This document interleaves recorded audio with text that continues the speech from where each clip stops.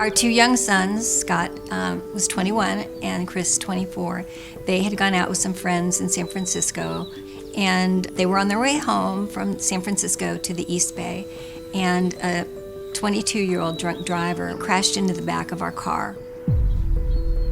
I believe he was going over 100 miles an hour, some say 110 or 120. So it was quite an impact, but it was right at where Scott was sitting. We found out by receiving that dreaded phone call that all parents absolutely abhor getting of, "Come quick, your son's been in a car crash."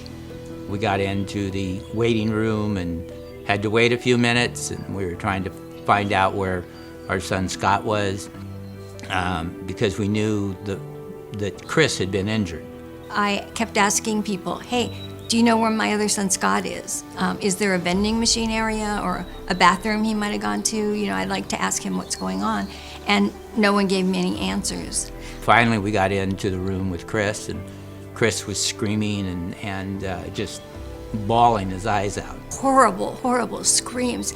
And we just had no idea what was wrong. At that point, we found out that the reason we hadn't been able to talk to Scott was because he had been killed. Yeah, that was how we first knew. And then a little while later, we were called back out into the waiting room. The officer who arrested the drunk driver was there. And the way that officer explained what happened and told us about our son's death from his experience being there on the scene, it was just, he did it with such compassion.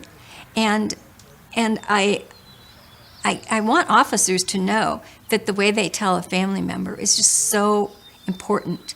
I replay that scene almost every night as I go to bed. You know, I think about Scott and I think about the crash, and I think about how I was told.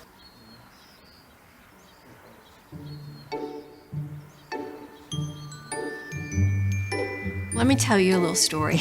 When Scott was growing up, he used to ask for an autograph of every law enforcement officer he saw. If he saw someone at a coffee shop or walking down the street, he always wanted to stop and get an autograph because he knew those were the heroes, and he knew they were out there protecting our communities and saving lives. Who knows how many lives those officers saved by pulling somebody off.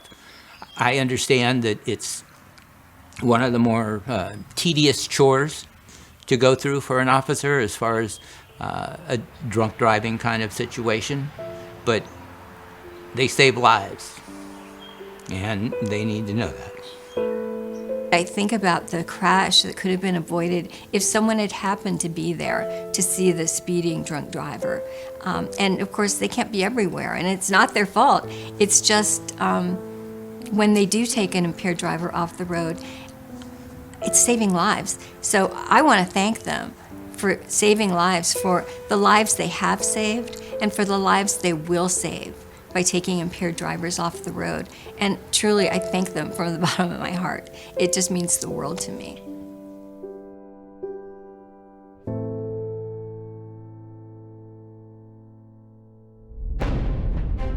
This film is part of a series of productions produced by MAD, specifically for law enforcement.